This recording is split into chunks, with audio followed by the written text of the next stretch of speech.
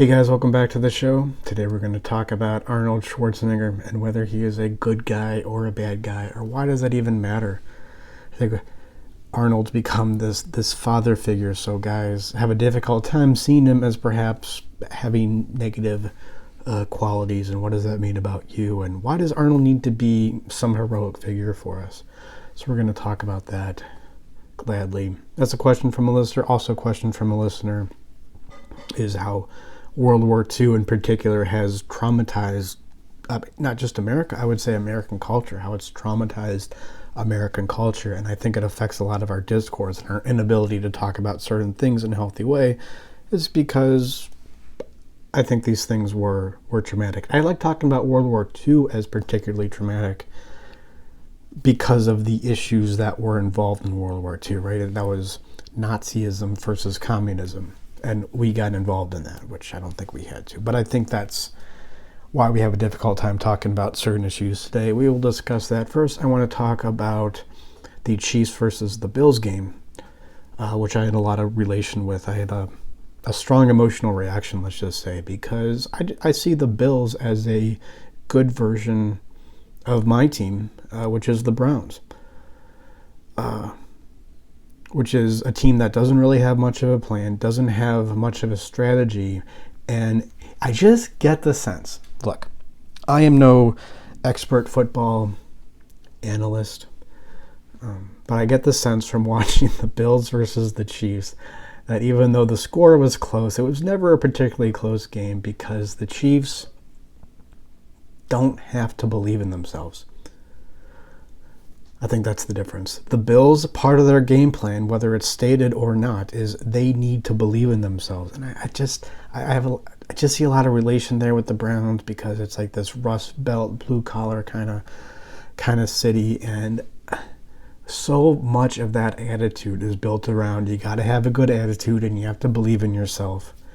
And what a luxury it is seeing the other side of that. And I think this was portrayed very well in the Chiefs versus the Bills.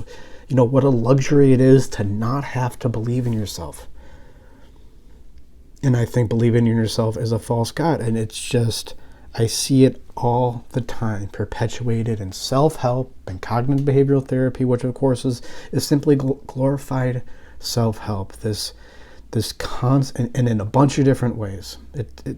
You say it in a bunch of different ways that you need to believe in yourself. You need to have a positive belief about yourself, and all of your negative behaviors and negative relationships come down to you not feeling good enough, which yes is part of it, but that's only a symptom. And I see the Chiefs and any other, good NFL team or organization or, I think the NFL in particular is interesting because it's just this huge project. It's a huge project, like a big Hollywood movie with just a bunch of moving parts.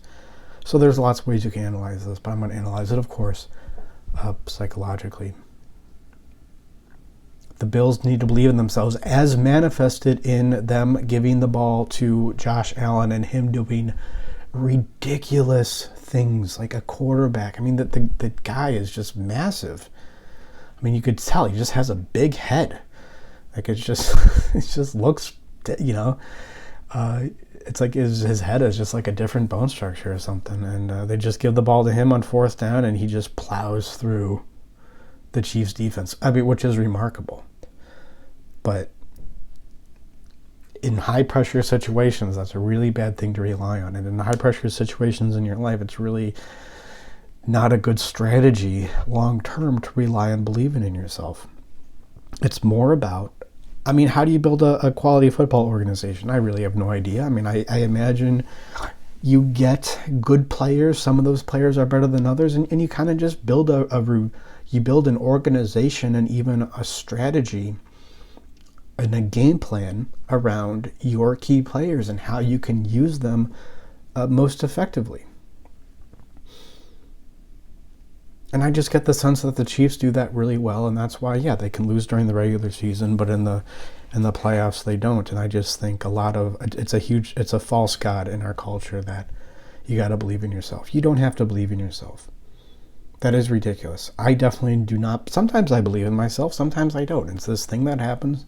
Sometimes I feel grateful, sometimes I don't. It's okay. I don't have to feel one particular way all the time. I don't have to believe in myself all the time. What's way more important, is that I understand my decisions. I can analyze my decisions. People, it's just speaks to such a sickness in our culture that people would even think of decisions being unemotional, or how you, quote, shouldn't make emotional decisions. Decisions are emotions. Decisions are a physical manifestation of your emotional state. There's no way to divorce the two. The question isn't, are you making an emotional decision? It's, are you aware of your emotions as you make the decision? And that's what matters. How do you make decisions that you want to make? And when you don't make those decisions, what do you do about it? How do you engage with that process? Now, I would submit that when you understand how emotions work, and over a long enough period of time, you will just start to believe in yourself more and more. But that's not giving the ball to Josh Allen and on 4th and 1 and just watching him plow through the Chiefs defense, which looks very difficult to do.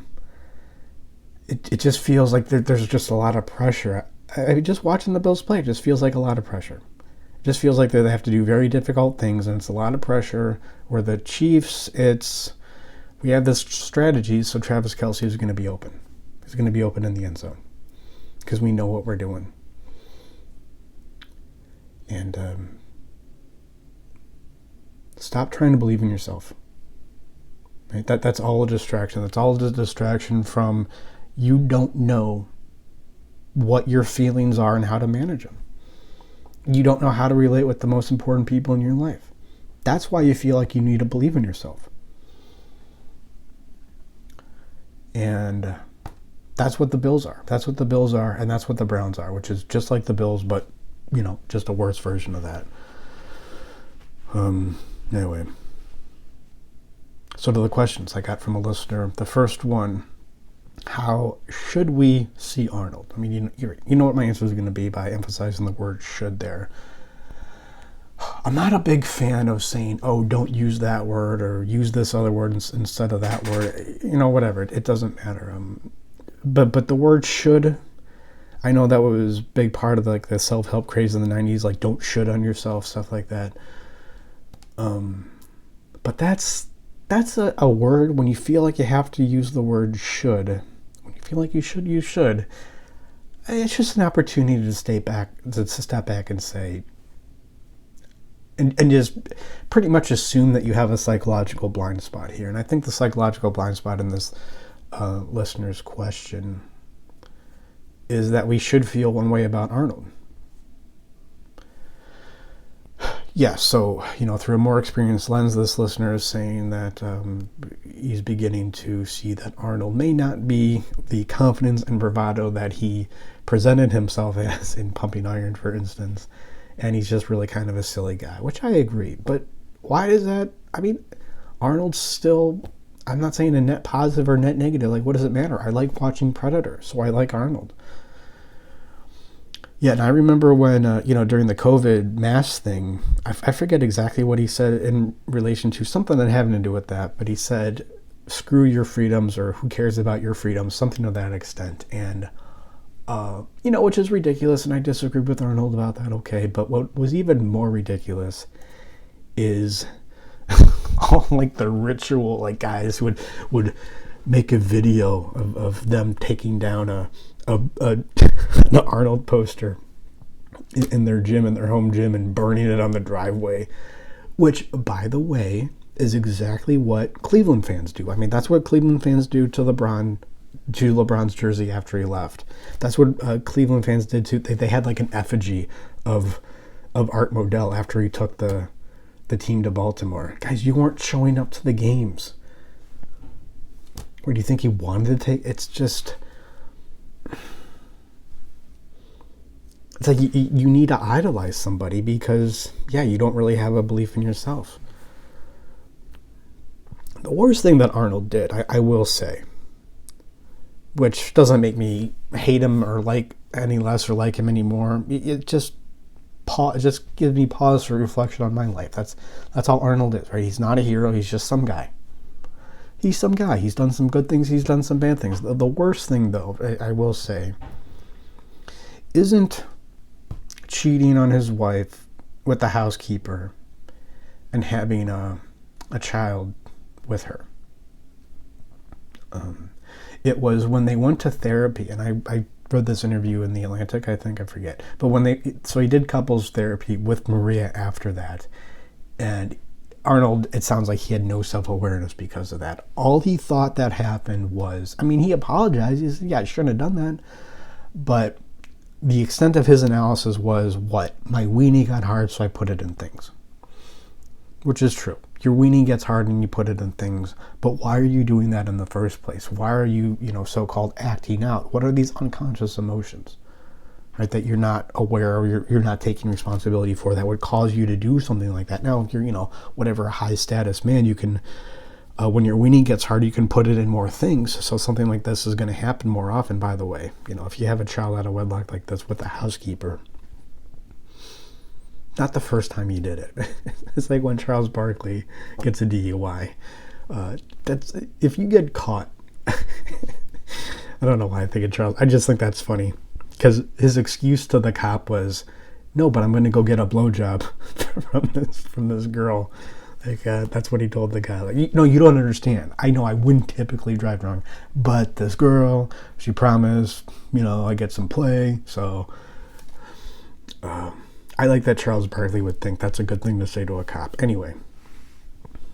And again, it's just like, is Charles Barkley good? Is he bad? I don't know. He's just like this funny cultural icon guy, and he definitely has his flaws. He has his strength.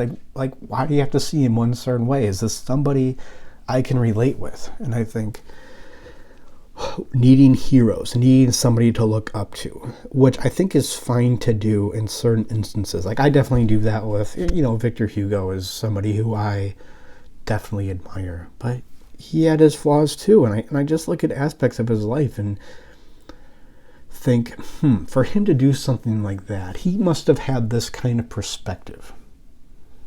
So how can, okay, I'm going to try to give myself that perspective, and I'm going to now think about my life from that perspective. That's it, And he definitely had some less than seemly qualities, but why does that matter?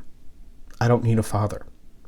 Right, I can be my own father. I father myself. I am my own father when I can put myself on 2 feet in front of a very specific source of my anxiety. That's me being my own father. When I do that, I look less to guys like Arnold and Hugo as any kind of guidance or to be one particular way or another. Yeah, so what was I talking about? Arnold had no self-awareness about cheating. He just said, oh, my weenie got hard, I put it in things. Couldn't really take responses. So that was my big, oh, geez, that's kind of... But I do that too, right? There's extent that I do that as well. I mean, have emotions I don't take responsibility for, or I really think I do. Or when I'm not taking responsibility for emotions, I'm aware of it and I see how it affects me, I think at the very least. But, whatever. It's all a work in progress, right? There's no end point to this. There's going to be a new challenge today or tomorrow that's going to cause new feelings in me that I got to take responsibility for those. And I can't do it I can't do it right away all the time. So as much as I can look down at Arnold for not taking and for having no awareness around that, I do it too, I think the big thing about that was that's not so evident is, so that housekeeper, which happens when you have housekeepers and nannies, they just become friends of the family. And I think she seemed like a friend of the family. And so she had this son who would play with Arnold's legitimate children, and they would do things together. And I think Maria started to realize, oh, wait a minute, this kid kind of looks like Arnold. And it's humiliating. It's just like really humiliating. So it's the question isn't, is this person good? Are they bad? It's, can I engage with this person? Can I relate with this person? I mean, and especially somebody like Arnold Schwarzenegger has just become this like cultural icon. I mean, kind of like the church, like the Catholic Church. Like, I don't think this is always necessary to do, but I've had clients who were Catholic or raised Catholic, or maybe they're a lapsed Catholic, and not all the time, but usually like a good part of their therapy is not to turn away from the Catholic Church and just come to complain about it and say all the bad things that it does, but to actively engage with the church in whatever way you want to, in whatever way you are able to do. Whatever that means. Maybe it's just going to Mass. Maybe it's just saying peace be with you or bless you, whatever they do after the Mass. Bless you. Gesundheit, right? That's what Catholics do after the Mass anyway. Maybe it's just taking communion and that means something to you. Maybe it's getting involved in some church group. And that's what I would challenge you to do with Arnold. He's just this cultural figure. He means something about masculinity to men. And it's not just having big muscles. I think that's part of it. Which by the way, I mean, I think we really take for granted how big, not bodybuilding is so much, but lifting weights. And so much of that comes from Arnold. And by the way, lifting weights and bodybuilding in the 60s and 70s, when Arnold got into it, it was weird. It was this weird subculture thing, and not in a cool way weird. It was very much linked with homosexuality, of course, which not as cool as it is today, right? Not even close. And just for Arnold to come to America with that accent, and he's kind of a handsome guy, but he also just looks kind of goofy. And to be able to sell it so well, I mean, that is incredibly admirable. Okay, so that's a point where I say, okay, what kind of perspective did Arnold, or maybe Joe Weider being coaching Arnold, vice versa, what kind of perspective did a guy like that have to be able to come to America and have that goofy accent, which I think he held on to purposely, by the way, and sell bodybuilding and working out and lifting weights. And that's why I get down on those guys like Mike Benser for complaining that he didn't win the 1980 Olympia, and Arnold came in at the last minute and won. It's like, dude, the 1980 Olympia wouldn't have been it would have been a sideshow at a county fair if it wasn't for guys like Arnold. So it's like, yeah, Arnold came in and he stole the show literally, but I don't know, you got to put all this stuff in perspective. So, yeah, Arnold did a lot for lifting weights. It was associated with homosexuality. I mean, even a lot of the bodybuilders in the 80s were still, I don't know, involved in that community, and he made it cool. They had the moon pose where you'd like put your feet together and bend over and grab your ankles in a sense, with your butt facing the crowd. Obviously, Tom Platz did it really well. You had good hamstring and glute separation. But they banned that because everybody associated bodybuilding with homosexuality. I'm not saying those guys were gay for pay, but you hear stories of them going to it was in LA, so they would go to like some wealthy Hollywood producer's home and just doing gay stuff. And Arnold came in and said, no, this is awesome, and everybody needs to be doing this, and football players need to lift weights, and it just changed culture, and what a huge benefit it's been to my life. Talking about something that, when I'm 23, the worst year on I've ever had on this planet is when I was 23. Like the Chiefs, I always had something to go back to. I always had leg day. Did I believe in myself? No, but it was just something I could do. And without Arnold, would I have even done that? No, I don't know. Maybe I would have just found something else, gotten into jiu-jitsu early or something. But that's my challenge to you, is how do you relate with Arnold? And I think really challenge yourself and say, if you feel like you need Arnold to be some good guy, or if you feel like you need to criticize Arnold and his mistakes to feel better about yourself, I would challenge you, it's time to start being your own dad, to internalize that father figure as somebody who says, Mark, whoever, it's okay to stand feet side by side, about shoulder width apart, while you're looking at a fear, while you're looking at something that you perceive very much to be able to destroy you or ruin you. Yeah.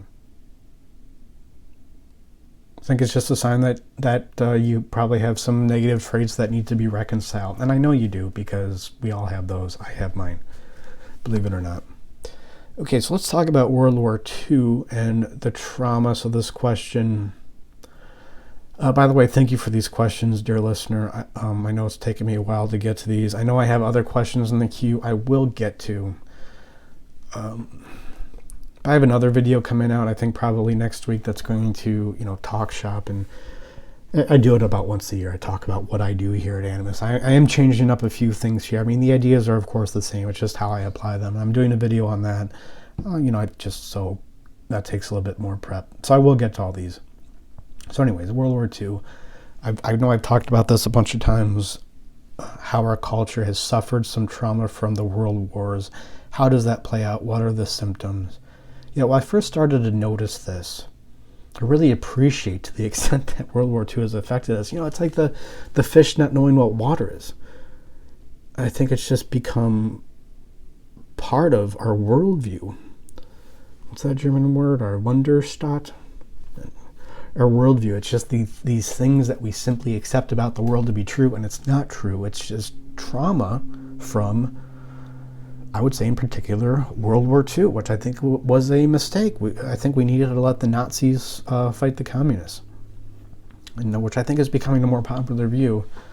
My wife said that to me. She's like, yeah, when I first met you and you said that, I thought that was crazy, but now I think she sees it, people saying it more often. Like, why couldn't, that this is a European battle of collectivism. It's like one kind of collectivism versus another. Why do we take sides on one? Anyways, and I think this happens in a bunch of different ways, like individually with people. I first noticed this in grad school. I did a lot of work, in the Upper West Side, and then a lot of that is aging hippie liberal boomers. And it doesn't take long to see the pattern there that, like, oh, dad came back from World War II, or the Korean War, which is kind of the same thing. I don't want to get into the nuance there, it doesn't matter. But dad came back from war, what you didn't know what dad was like before war. Maybe you heard stories, which kind of makes it feel sad. But dad came back from war, and essentially what happened is he had PTSD, untreated, alcoholism, perhaps because of the PTSD, of course, untreated, and now you're a boomer growing up in this household, literally and figuratively, you're growing up in your dad's psychological house of his untreated trauma. And so the summer of love happens, and you're in 9th grade. Well, why would you continue to go to school if your dad did that and he's like that? If your dad and his untreated psychological issues represent the dominant culture, you don't want to be a part of that. You would even drop out of school in the 9th grade, even if you come from a upper middle class family. You would drop out of school in the 9th grade to move to San Francisco in 1967 to essentially get statutory raped, which is pretty much what happened. And a lot of these aging hippie liberal boomers in the Upper West Side, so much of their life was trying to not be like their dad. Not having a good relationship with him. Idolizing certain figures maybe more than they should have. Criticizing other figures maybe more than is necessary or factual. Yeah, the silent generation didn't talk. They couldn't talk, and they raised the boomers, so the boomers screamed. I think you had a generation of people now who had no family. And I think that's why they would take up philosophies, more likely to take up philosophies like Marxism, which is just like a philosophy for living in a community. I mean, Marx didn't invent Marxism out of thin air. These are ideas that were in the ether, that were in the undercurrent of Western civilization, of any civilization. Let's go back to a communal living and feel the warmth and fuzziness and oxytocin and all that good stuff from being part of a community. And I think that's why they latched onto Marxism. That idea was there, in the ether, and they just picked it up. Now, Marx made a code for it. He put it in code, which is helpful, which makes it more likely to be communicated between two different people. He put it into words, and he put it in a way that was very amenable to Western civilization at the time, to Christians at the time. And he knew he was doing it. He says so in the Communist Manifesto. He's like, this is why I'm doing it. This is going to be very amenable because people are already Christians. This is essentially their worldview. So that's one cultural impact from World War II, is just a traumatized. What does that do to your psyche? When all the able-bodied men, or not all of them, but most of the able-bodied men, well, no, in World War II, I mean, like, you were seen as a wuss. Women wouldn't marry you. They wouldn't have sex with you if you didn't go fight the war, and you could have. But what does that do to your psyche, to see able-bodied men just go off like that and fight some retrograde war about ideas that America has supposedly transcended? Like, what does that do to your psyche? Which has always happened. It's nothing new. This has always happened. This has happened for as long as there has been humans, and we've been fighting with Neanderthals, right? Neanderthals would come in and just completely destroy our society, destroy our sense of community. But, now we have nuclear weapons and technology and everything that nuclear weapons represent, all the good and the bad.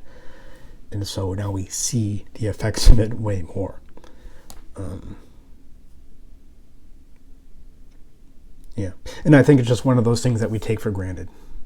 That, the World War I and World War II happened. We had to go into World War II. Otherwise, the Nazis were going to take over the world. No, they weren't, right? I mean, that's the other thing is,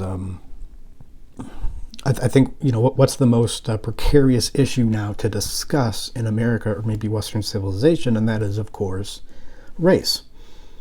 Precarious, I mean, you only can have one opinion on it, an opinion that clearly doesn't make any sense. Our IQ, when it comes to talking about race in general, drops 50 points, which is what happens when you come up against any complex in your psyche. This is why you need a therapist. You can't trust yourself to do it because you have 150 IQ, and then you get to your complex and you can't even form a sentence about it. And so many of our ideas and our discussions about race, of course, don't make any sense. Like, just the fact that you can't have white pride without being seen as a Nazi. Now, I think having pride in your race is unhelpful. It's wrong. I would say it's ethically, morally wrong to have pride in your race. But one of those, white pride, you definitely can have and be part of, normal society.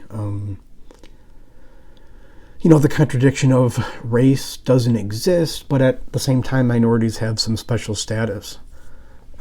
Again, it just doesn't make any sense. And we can't have a nuanced discussion about that, because anything that might even make you look a little bit like a white pride Hitler guy, you have to go on to some apology tour. We can't have it in our culture. Or the idea that you can be transsexual somehow but not transracial, which I don't think you can be transracial. I do think race is real. I don't really think it matters that much. I think people make a way bigger deal out of it than it is, of course, because it's, because we don't want to be, because whatever Because whatever happens, you can't be Hitler. Right? And that's a great indication of a complex. Like, guys have a difficult time being masculine because in the back of their mind, they're thinking, whatever happens, I can't be my dad. And my dad had a difficult time with anger, let's say. Well, in order to be truly masculine, you need to have some literacy with your anger. So you go through life, and your number one goal, your complex, is to not be like my dad. You're going to have a very difficult time being masculine. You're probably going to get drawn into stoicism or some self-help thing, and you're going to be at constant war with yourself. But yeah, you can't have, which, by the way, I think it's wrong to have white pride, right? And even the fact that I need to go back and feel like I need to apologize about that nuanced point about white pride is an exact indication of the trauma in Western culture. Or how there can't be any differences between the race, not just inequality, but if there's any difference in outcome between races or ethnic groups, or it must be something wrong with society, because to say that there may be differences between races it's not like Hitler, but it reminds us too much of the dad that we hate, Hitler, and so we can't talk about that. So it leads to things like multiculturalism, or the belief that all cultures are the same, which on the face of it is ridiculous. All cultures are not equally valuable. Some cultures are based on ideas, and to say that all cultures are the same is to say all ideas are the same. It's a total farce. It's a total farce. And just going through the logic of it, the only way going through the logic of it is going to help is to, look, you just need to call attention to first what's going on. You need to come out and say, no, this is wrong. Multiculturalism is wrong. The idea that you can be transsexual but not transracial, that's ridiculous. I don't think you can be transracial, but if you can be transsexual, you can definitely be able to be transracial. It doesn't make any sense.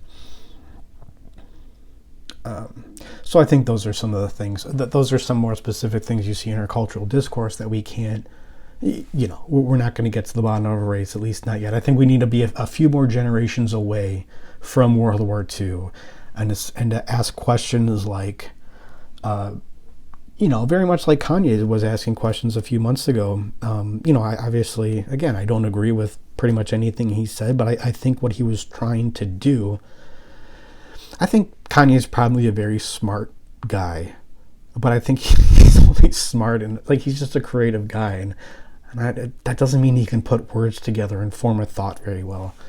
I'm making excuses for him because I think I get the idea of what he was doing. He's like, why can't we say that Hitler wasn't the worst guy of the 20th century? Maybe I don't want to be like Hitler, but he did some good things. Why are we not allowed to talk about the good things? And I think that's a very good thing, what Kanye did there. Not as a philosophical debate. It was a terrible philosophical debate, but but really what that is, it's like an art piece. It's like this avant-garde art piece. That's what that was. And that is a very good question. Why can we not talk about good things that Hitler did? Or good things the Nazis did? Why can't we talk about that? Well, because if we talk about that, then you may be sympathizing with Hitler, and this means you have this one view on race, and we don't want that. Right? You're too much like Hitler, so yeah. Which I understand, and maybe that's just what we need to go through now. That's what you need to go through if you are Asian hippie liberal boomer, and you grew up with a dad who had PTSD and was an alcoholic and beat you and molested you. It happened a lot. It really happened a lot. So when you see the Summer of Love and you're criticizing boomers, you got to understand what they were going through at the time. And yeah, so you have to understand why they would act out in the way that they did. It doesn't make any sense, but when your dad treats you like that, that may be part of the growth process. And it's my job to say, we are traumatized and we are still going through that process. I think we're coming out of it. I think people are really starting to understand that just because you may say that race exists doesn't mean you're Hitler. Obviously, you treat people like people are individuals first and foremost, and I think you see a huge. I was watching some Nick Fuentes stuff, and I made a tweet. It's something like, Nick Fuentes is what happens when you don't make seventh graders, when you don't allow seventh graders to make gay jokes. And I think guys who are Nick Fuentes' age, they grew up, their formative years were part of now the SJW resurgence, starting around maybe 2010 or 2011. And his whole life is a reaction formation to that. And that's why I think he takes race very seriously, is because, when I grew up, you told me race doesn't exist, but it does exist. So now the fact that you didn't talk about it tells me that this is where all the power is that you don't want me to have. And I think that's not true either. But I'm just saying, I understand where Nick Fuentes comes from. I think it's wrong. I understand where the boomers and the Marxists come from. It makes total sense. Doesn't make it right. And that's, So that's how I think World War II affected us. It led to the boomers that were more able to take up Marxism, and it just makes it impossible to talk about race. Because if you talk about race and don't have the party opinions, the party approved opinions on race, which don't make any sense, which are logically inconsistent, but if you don't repeat that, then you're Hitler, and you can't be Hitler or Dad, whatever. All that said, though, it's the thing that affects you the most isn't it's not World War II, it's not Arnold Schwarzenegger. It's definitely not whether the Chiefs beat the Bills and how in fact they did it. It's whether you can make decisions you want to make. That is going to affect, for any amount, World War II trauma, and not being able to say certain things all the time on Twitter, on this private platform. Oh, poor you. To whatever extent that negatively affects your life, that's one unit of affecting your life. How you relate with your mom is 1,000 units, 1,000,000 units. It's not even close. It's not even comparable. Everything in your life is going to come down to, be aware of cultural issues and what's going on, and you may need a shift here and there, but everything comes down to, what decisions do you want to make?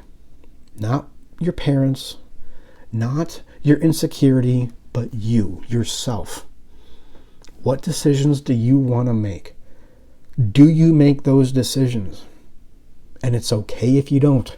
This is an impossible task to do 100%. But when you don't, how do you work through that?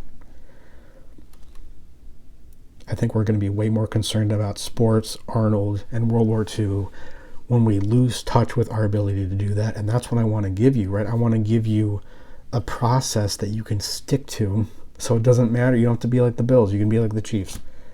You don't have to believe in yourself. You don't have to feel grateful.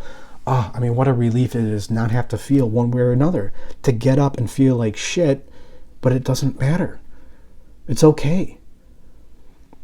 It doesn't mean anything. It's just sometimes you wake up and you feel like shit. I don't know. Sunrise, sunset,